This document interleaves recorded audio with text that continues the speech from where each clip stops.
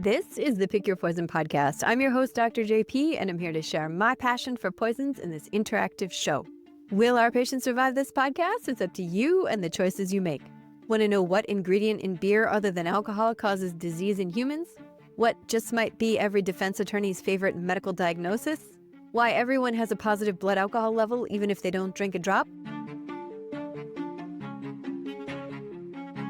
Today's episode starts in the emergency department. It's a busy Saturday evening shift with the usual motor vehicle accidents, gunshot wounds, and drug overdoses. You're standing at the nurse's station updating the charge nurse so she can manage the patient flow. The ambulance doors whoosh open, and the police walk in with the patient lurching unsteadily between them and in handcuffs. Intox, they say, meaning alcohol intoxication. You suck in a surprised breath and whisper to the charge nurse, "Don't assign this one to me." She looks at the computer and says, "Sorry, you're up next." The police shuffle the person down the hall to the room. Your all-star intern is already juggling several sick patients. Nevertheless, she starts to go in. You frantically waver away and go in yourself.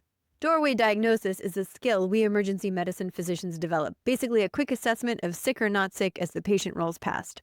This patient is awake and walking. Assuming the police are correct about alcohol intoxication, it's certainly not an emergency and the patient can wait to be seen. So why are you rushing in and waving off the intern who's supposed to see everybody first? Because you know this patient. She's your colleague, one of the other emergency medicine physicians. It's the reason you wanted absolutely nothing to do with this case. Medically speaking, it doesn't look like much of a challenge. Ethically, it's fraught with pitfalls. You'll have to balance her privacy, critical, with a raft of ethical questions you probably won't be able to answer. You take a deep breath and steel yourself to enter the room. She's laying on the stretcher with one arm handcuffed to the side rail. "Hi, how's it going?" you say awkwardly. You didn't learn the appropriate bedside manner for this in residency. So why don't you tell me what happened? Your colleague looks at the police. The police look at her. The police say she's under arrest for a DUI, driving under the influence. They brought her here to sober up and to obtain a blood alcohol level, or a BAL for short. Why did they bring her to the hospital and not to jail? Well, probably they're about as excited as you are to be involved in this case, arresting an ER doctor for drunk driving. In the old days, patients went to the drunk tank and unfortunately sometimes died there. You can, of course, die from a high alcohol level, but this isn't super common. What happened more often was patients presumed to be drunk had intracranial hemorrhages or other illnesses and died without medical care. So these days, while the police can take intoxicated people directly to jail, they often bring them to the hospital first. In the ED, we can order a blood alcohol on any patient anytime, and we often do for medical reasons, but it's generally inadmissible in court. Why? There's no chain of custody for the specimen. What's that? Patients with elevated blood alcohol levels have successfully argued in court specimens were contaminated in the lab, mixed up with someone else's specimen, etc., etc. To avoid this, for legal purposes, chain of custody means the specimen has to stay with the police themselves or under strict protocols to ensure no errors and to ensure admissibility in court. This means, in general, in the U.S., if the police want a blood alcohol level, they call their own nurse to come and obtain it following the appropriate chain of custody.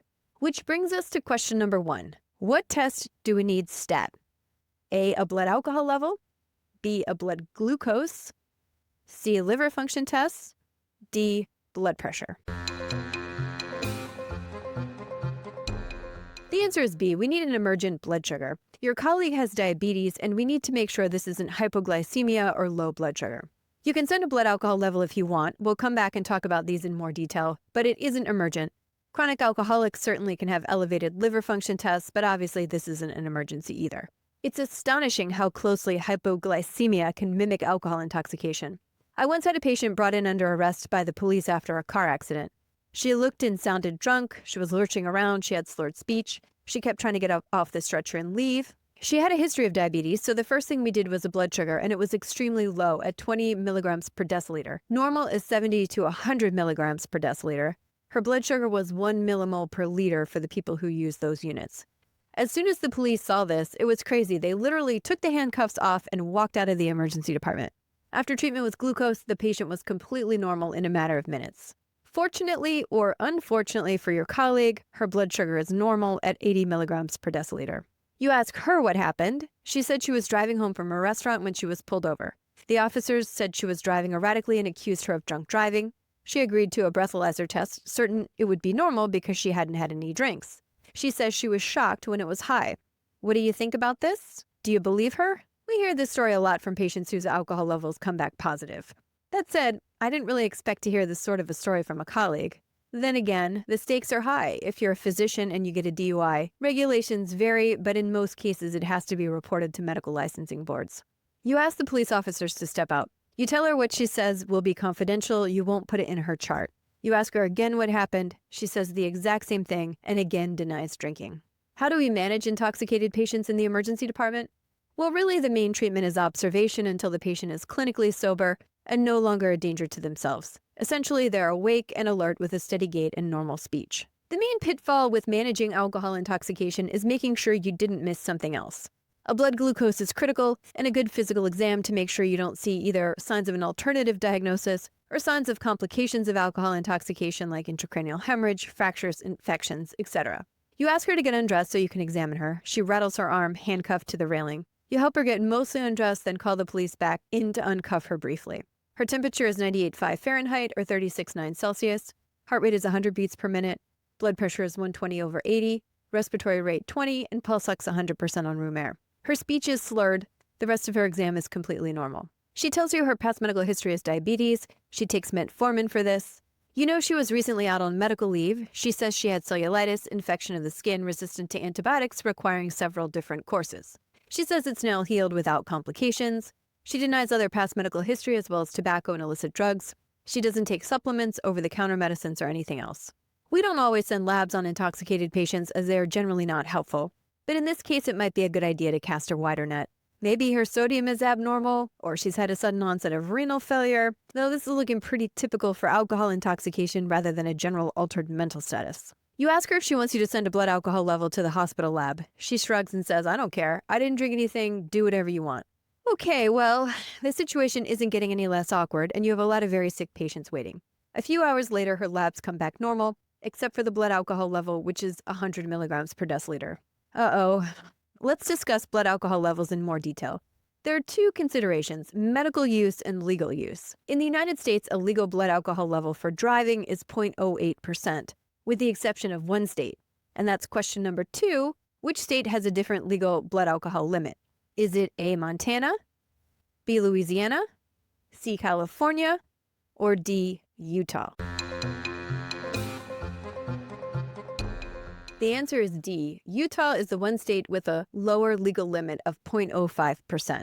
So these numbers, as I said, are the legal limit for driving, and they equate to, in general, 1 drink per hour. Some countries have zero tolerance policies where the legal limit is 0. We use different units in the hospital, so a level of 0.08% comes back as a level of 80 milligrams per deciliter. So our colleague's level is above the legal limit for driving. As I said, this may not be admissible in court, so in the meantime, the police had their own nurse come to draw a level. I don't send a ton of alcohol levels myself. Why? Clinically, they aren't that useful. It doesn't tell you how quote-unquote drunk the patient is because every person has a different metabolism and a different tolerance. So question number 3, factors affecting metabolism of alcohol include A, red hair, B, ethnicity, or C, caffeine. The answer is B, ethnicity. Red hair and caffeine consumption don't change alcohol metabolism. But many other things do, including genetics, gender, weight, and frequency of alcohol use. As an example, let's take a level of 400 milligrams per deciliter. For most of us, that's a super high level, and I've intubated patients who are completely unconscious at this blood alcohol level after they drank too much. Conversely, I've had patients in alcohol withdrawal at this level who are completely awake and alert, shaking and hallucinating, meaning that their blood alcohol level on a daily basis is even higher, if you can believe it, and they have a high tolerance. Occasionally, blood alcohols are useful, like in pediatric patients, for example, but even if you find a patient has a high level, it doesn't rule in or rule out other problems like medical illness, intracranial hemorrhage, etc., so I don't typically find them that useful on a daily basis. You stand outside your colleague's room, take a few more deep breaths, then enter and ask the officers to leave. You tell her the ethanol level, assuming at this point she might admit to having a few drinks or at least stop protesting she had none. Wrong, that isn't what happens. She continues to insist she had no drinks at this dinner with a family member. Well, you're in charge of the medical part, not the legal part. So whatever happened, her speech is back to normal and she's ambulatory with a steady gait. You discharge her, unfortunately, in the custody of the police. As she's walking out of the emergency department, the charge nurse asks, "Do you have to report this?" It's a good question, and quite frankly, one you want nothing to do with. You consider the details. She wasn't at work. No patients were endangered. You decide no, you don't have a duty to report to the medical board. She may have to, but you don't. What about your boss? Well, that's more of a gray zone. You decide your colleague is entitled to privacy, as are all of our patients.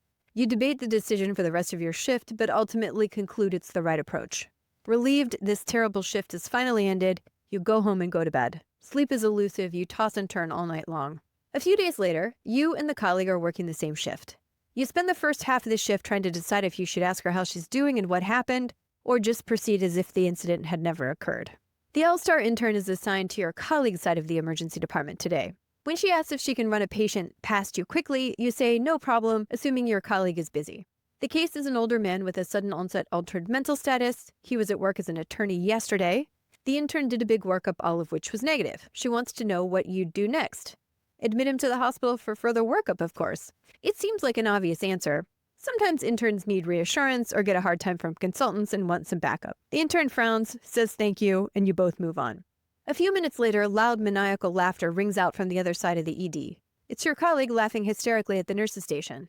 Seems odd, but laughing isn't prohibited in the emergency department. The intern approaches you again an hour later and asks again for your help.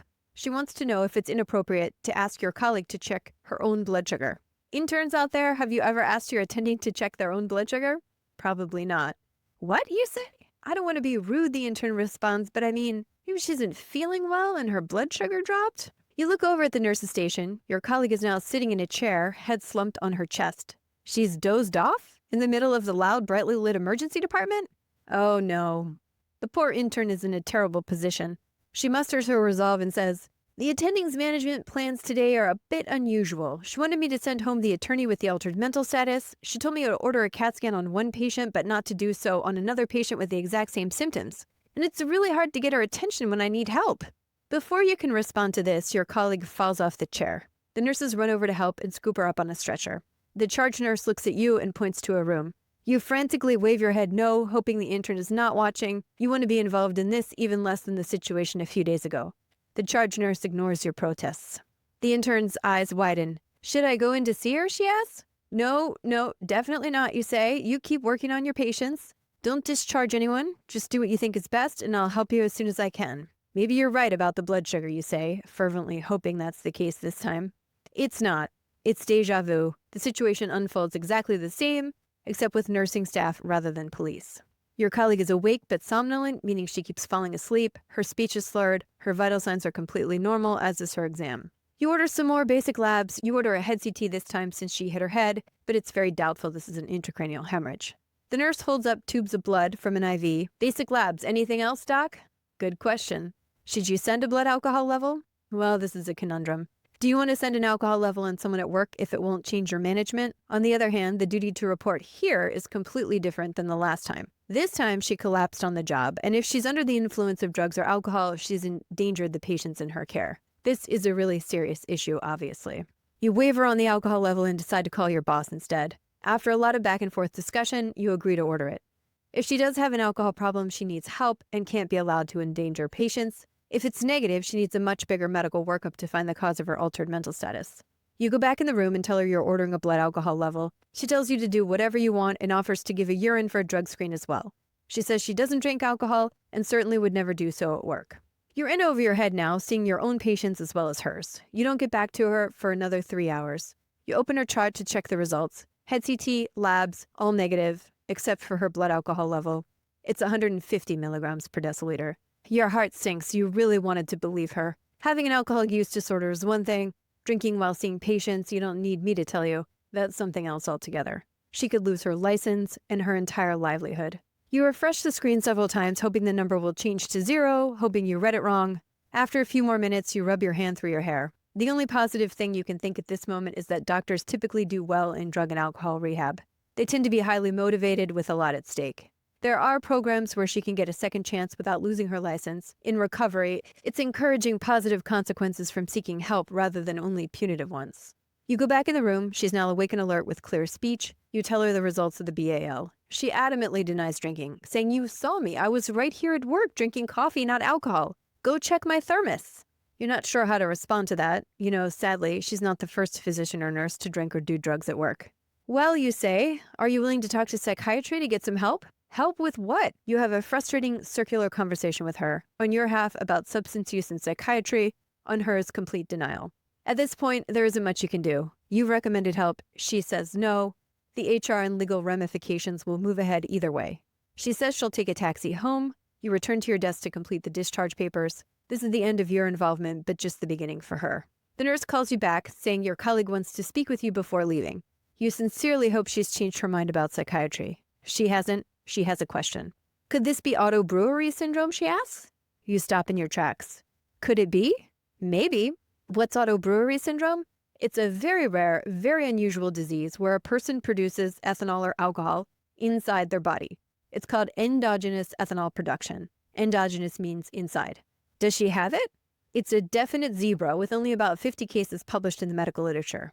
She starts crying, saying she doesn't want to lose her job. She's a single mother of a 5-year-old. She sobs, swearing she'd never do anything to endanger her livelihood, much less her patients. She's always been a good colleague who takes good care of her patients. Your brain races at the possibility. After a few seconds, you say, obviously, I can't diagnose that here in the emergency department. I can write in the chart that you consistently deny drinking alcohol, and therefore auto-brewery syndrome is a consideration.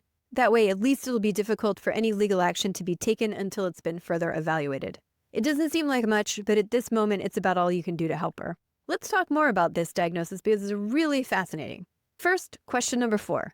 Everybody produces alcohol, A, true, or B, false? The answer is A, true. Surprising, but it is a fact that everyone produces alcohol inside their bodies. It's normally an extremely minuscule amount. In patients with liver disease and diabetes, it may be a tiny bit higher. It's hard to pinpoint when it was first recognized, but certainly by the 1970s, it was noted some patients had elevated ethanol levels without drinking. How do we know about this? Well, there are studies testing blood alcohol levels on thousands of patients without exposure to alcohol. And as it turns out, the normal BAL isn't 0, like you might guess, but 0.001%. Now, none of this alcohol has any effect on us. Where does it come from? From normal microorganisms in our gut. So after you eat, your normal flora produces this tiny amount of alcohol.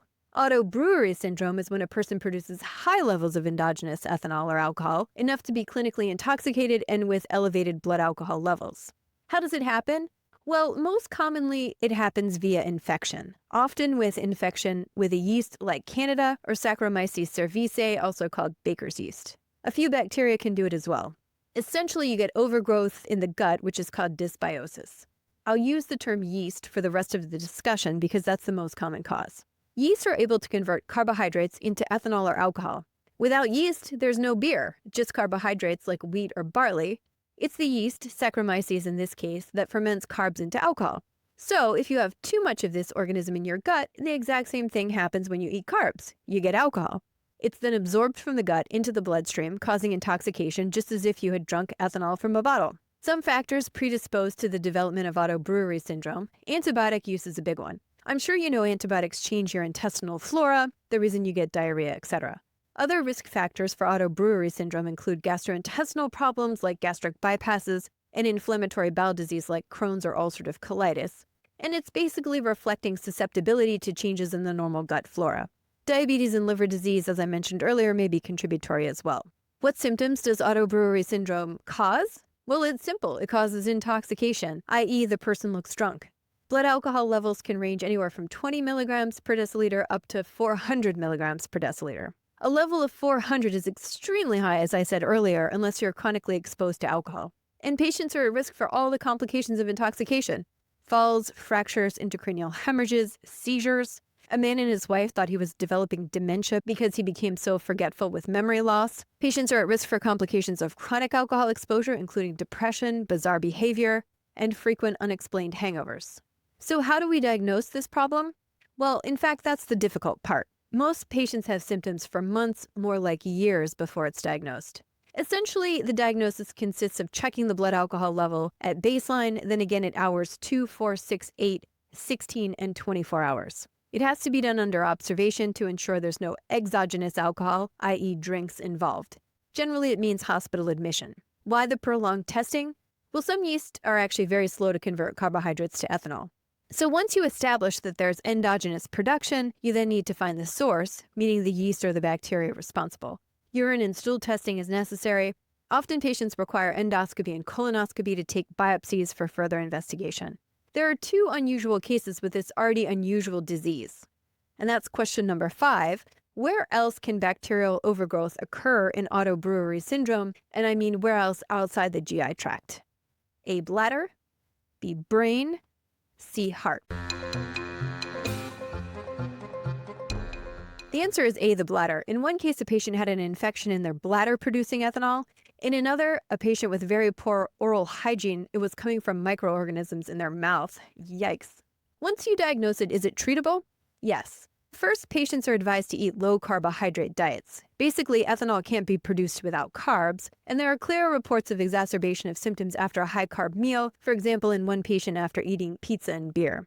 Also, antifungals for yeast or antibiotics for bacteria, depending on the cause. Weeks of treatment is often required with a slow taper to make sure the overgrowth doesn't come back. Some have suggested probiotics. It's unclear if these help. In addition, patients are advised to check their blood alcohol daily with a breathalyzer test. For safety reasons, it also helps to determine if the antimicrobial treatment is working, if the taper is too fast, etc. The last option is a fecal transplant, which can be effective and is about as crazy as it sounds. These are most often used to treat refractory C. diff infections, but basically it's taking stool from a person with healthy gut flora and transplanting it via colonoscopy or pills into the person with autobrewery syndrome. Let's talk a little bit about the legal aspect of this, and just to be clear, I'm a doctor, not a lawyer, but it does raise interesting questions I think are worth discussing. I'm wondering if this is every attorney's favorite medical diagnosis. If you're an attorney and you have a different favorite, please let me know because I'd love to hear what it is. As you can imagine, patients have legitimately used this as a defense after a DUI. On the other hand, I'm sure there are people who'd like to use it as a defense after exogenous alcohol ingestion. How can we tell the difference? Well, we can't, and that's why it's a legal gray zone. Anyone with autobrewery syndrome could go out for drinks and have a legitimate DUI, as well as vice versa. I like the ruling of a judge in Belgium. It seems pretty fair. There was a man who worked at a brewery and had several DUIs. He was ultimately diagnosed with autobrewery syndrome, so the judge acquitted him of the DUI charges. However, he told the man he either had to stick to a low-carb diet or install an auto lock on his car. That's like a breathalyzer test before the car will start. The judge told the man that if he ever got another DUI, he would be convicted. So obviously it's not the man's fault that he has this disease, but it doesn't change the fact that driving while intoxicated carries the same risk regardless of the source of the alcohol. So I think a breathalyzer test before driving ensures the safety of the patient as well as everyone else on the road. From a medical standpoint, patients are also advised to take breathalyzers prior to swimming or operating heavy machinery for safety. All right, so let's go back to your colleague. She's suspended from work, so you don't see her for a while. 6 months later, she's back on a shift. She runs up and gives you a big hug, thanking you for writing about autobrewery in her chart. She had an extensive workup with gastroenterology, including endoscopy, colonoscopy, biopsies, and cultures. She does have autobrewery syndrome, and it was due to Candida overgrowth after the prolonged course of antibiotics she took for cellulitis. As a result, she didn't have any legal issues or problems maintaining her medical license. You apologize for being skeptical and doubting her. She shrugs and smiles, saying, "I would have done the same if our situations were reversed." She thinks her symptoms are gone after nearly a month on antifungals. She holds up a breathalyzer machine to test herself before driving and before every shift. This case is fictional, as are all our cases to protect the innocent. It is based on real cases. Last question in today's podcast. We talked about how yeast causes autobrewery syndrome and is also necessary to ferment grain into beer. Definitive evidence of beer brewing is first found in which culture? A, Mesopotamia, B, Egypt, or C, Greece? Follow the Twitter and Instagram feeds, both at PigPoison1 for the answer. Remember, never try anything on this podcast at home or anywhere else. Thanks for listening. It helps if you subscribe, leave reviews, and/or tell your friends. Transcripts are available at pigpoison.com. While I'm a real doctor, this podcast is fictional, meant for entertainment and educational purposes, not medical advice. If you have a medical problem, please see your primary care practitioner. Until next time, take care and stay safe.